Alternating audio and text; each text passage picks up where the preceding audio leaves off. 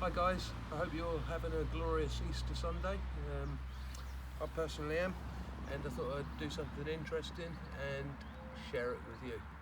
So, you know me, Will Lord, always smashing up rocks. This is a piece I picked up recently. That's a beautiful piece of Norfolk flint.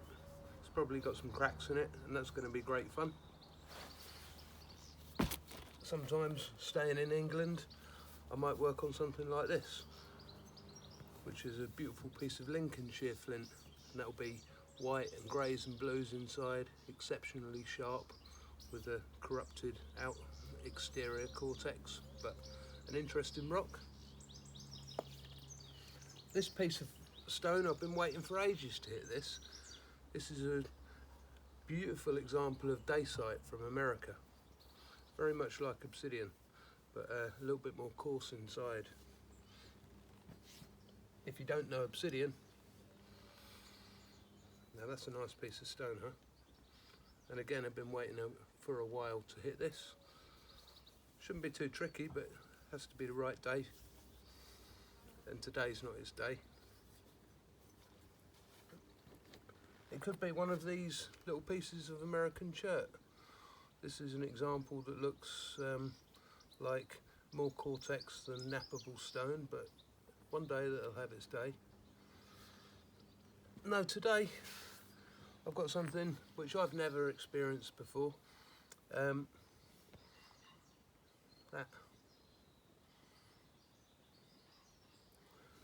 And I'm told that it's a tricky stone to nap, and it's called Wyoming Tiger chert, or oil stone.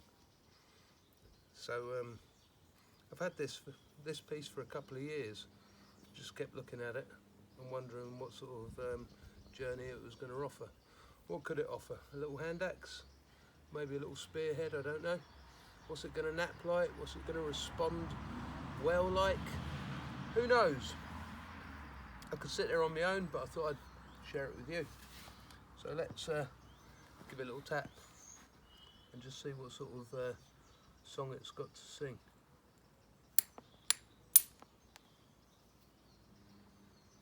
Well, it conchoidally fractures. You can tell that because it's got a little bowl with percussion, and it might be all right.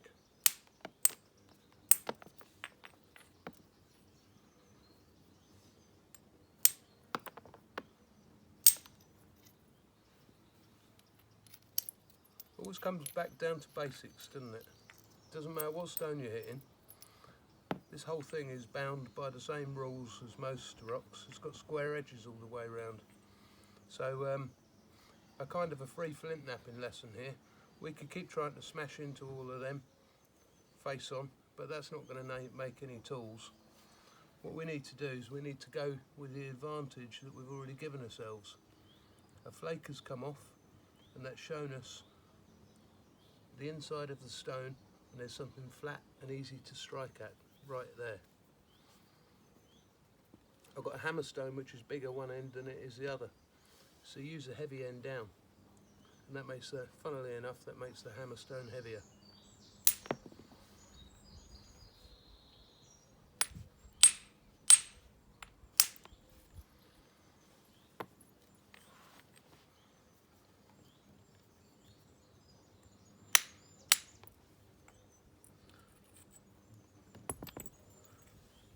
Might be disturbing you eating your salmon, I don't know, but hopefully you're enjoying yourself today.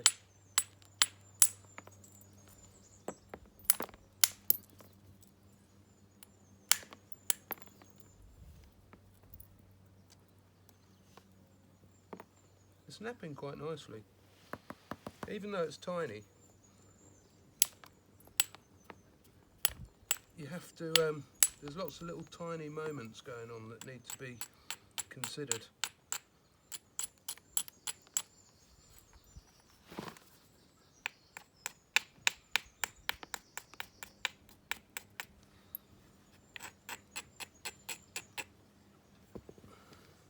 See what it likes a soft hammer like.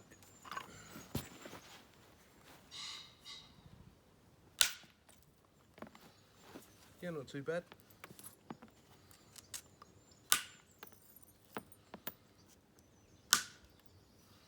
I'm told that the thing to do with a rock, this particular rock, is leave it outside after you've napped it, and that will gain an age to itself rather quickly, and it'll come up with stripes and lines that you can't see on the day you nap it. So I'll have to show it to you again in a couple of weeks and see what it looks like.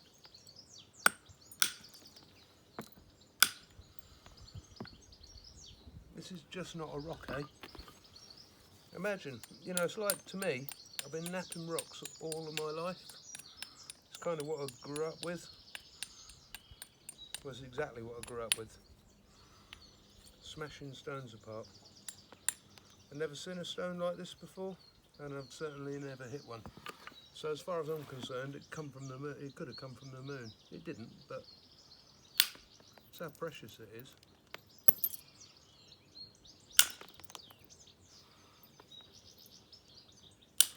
But there's one thing given. It might have come from, it might be precious, it might be the only bit I've got, but it's going to get whacked all the same. If I'm going to whack it, I'm going to mean it. And that's how to flint that.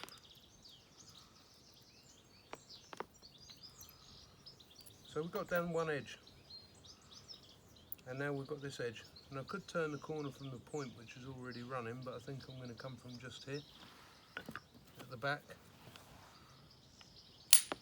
The rock doesn't need to be that wide, so that's given me permission.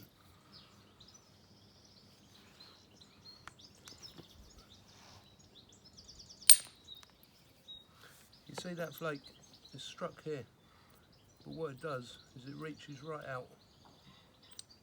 And what that means is the next flake, when you turn it over, you can reach forward. So you're getting a way of transcending along the edge.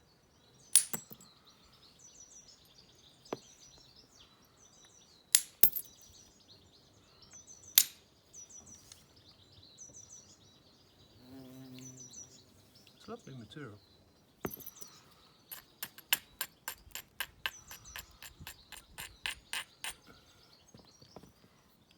I'll be napping this, and some of you that are kind enough, you'll start talking to me about different rocks that you've not seen me nap. Well, you know what, I'm right up for you getting them in the post. I'll be happy to nap them and see what experience can be shared with everyone, because that's again part of the pleasure.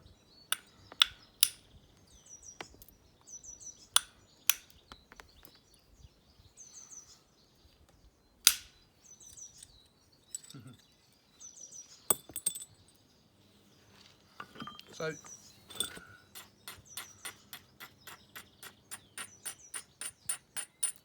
also, when you're napping, you have to think about what you're heading into. Make sure that this area here is full of material before you hit a lump. Otherwise, if this is low and then you've got a lump, what you'll find is you send a flake out and it will hinge when it hits the lump.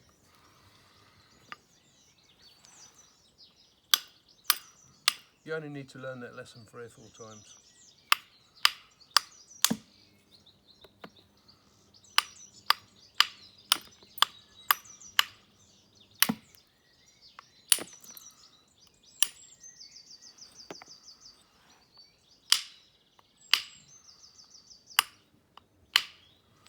I was told it was tricky. It's not too bad, to be honest.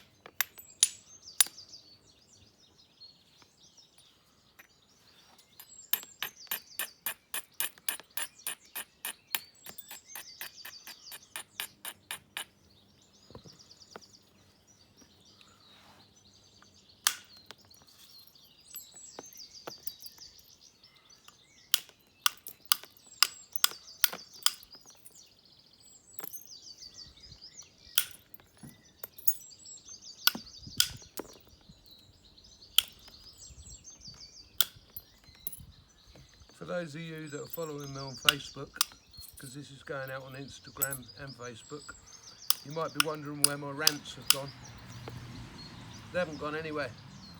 I'm just going on a journey myself, and It's a great journey. It's a journey of life, and there's plenty of things coming up that I'll be able to rant about, and I look forward to doing that with you.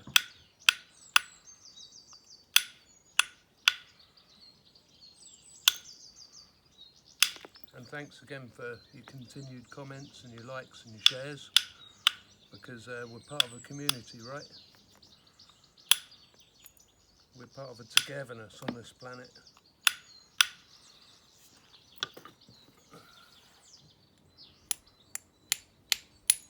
If we get to feel that through social media, well then we've achieved something.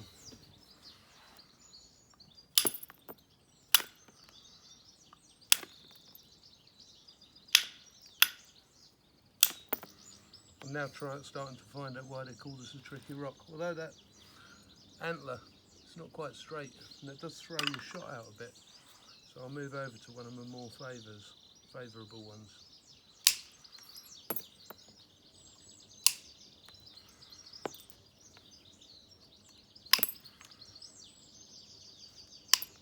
And if you happen to be watching this on YouTube, that's because it was a last minute thought.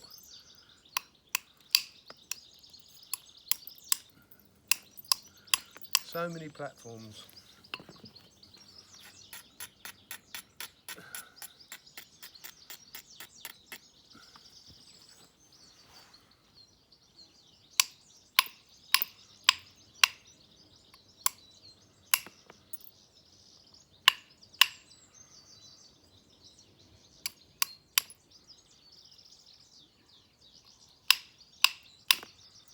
There's an area here which is fighting back quite hard. Usually find like that, if an antler won't go through and you can't see a reason, just punch through with a hammerstone.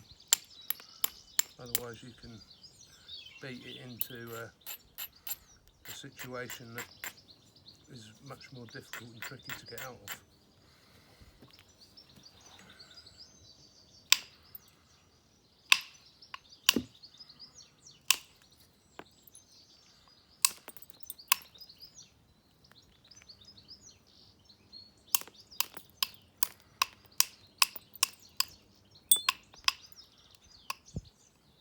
Spending all the time talking to you, I forget to think about what's going on sometimes. You can see the handaxe is beginning to appear, and all we've done is stitched away around the edge to get into the stone, sending some of these flakes out so they release what we know as cortex in Britain.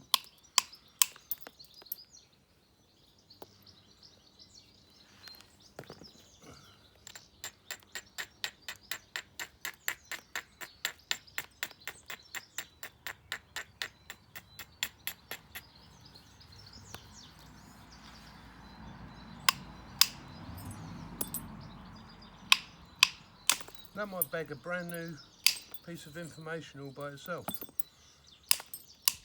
What's a handaxe? Some of you know, some of you don't.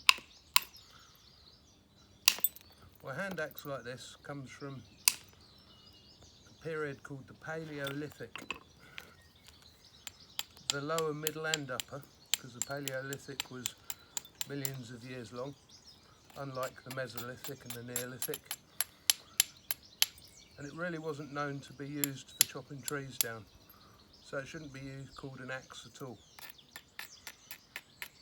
It's held in the hand, it's blunt at the back, and it's for chopping up big game like mammoth. So it's a butchery tool.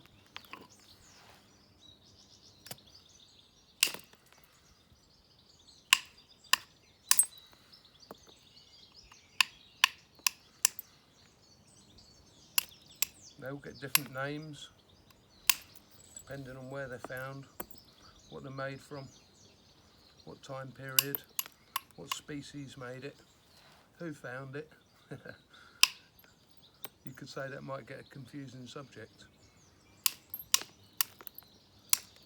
Yeah, it can do, but it's quite a good subject as well.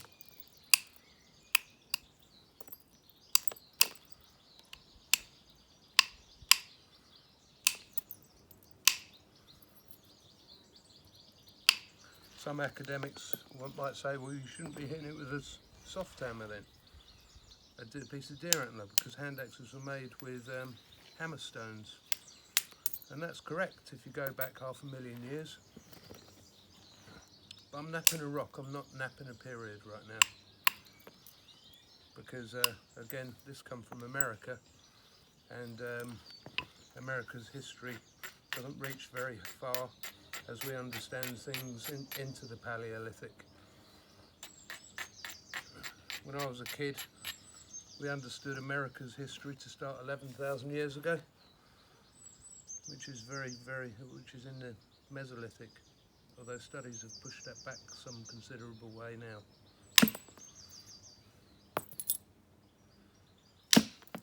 Get out there, that's beauty.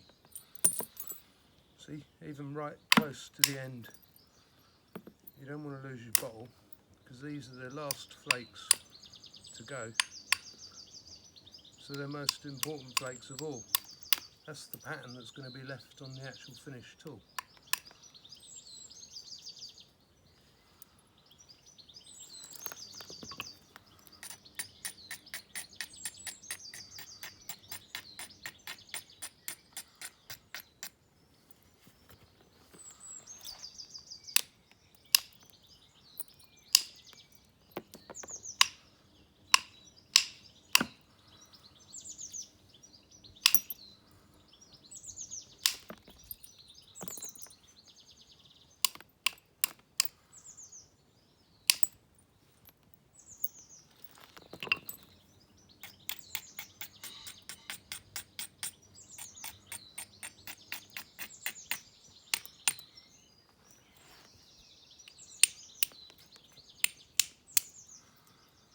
I'm really happy on that side.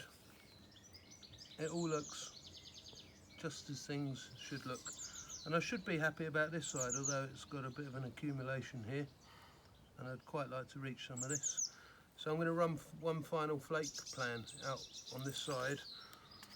And then it will be a good old case of what will be will be.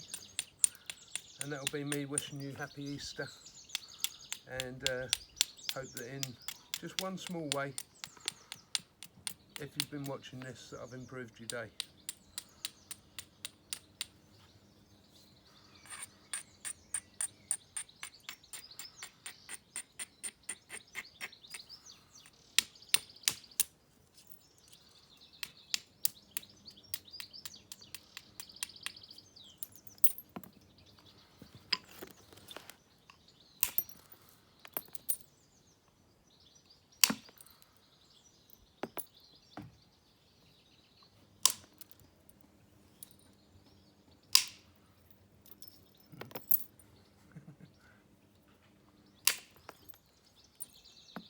Going well.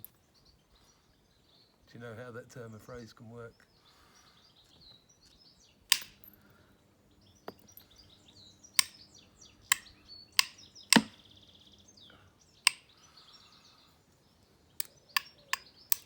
In true to form, everything was going well, apart from right up at this tip.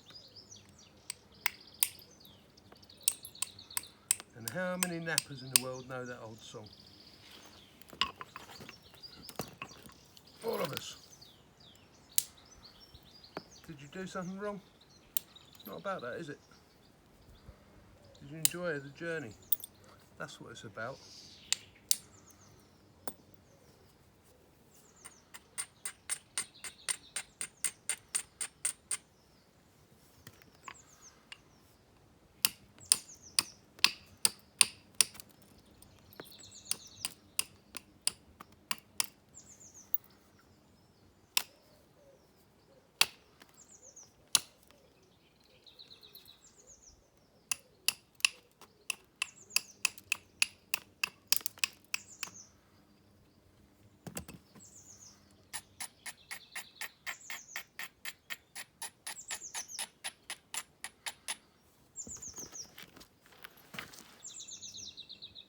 One, two, I was going to say three.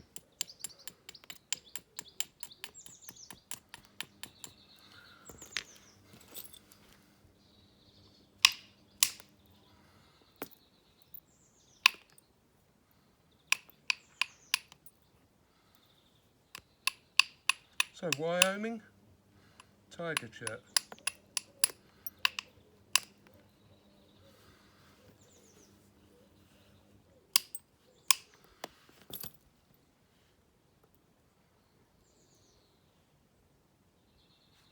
Happy Easter. Cheers.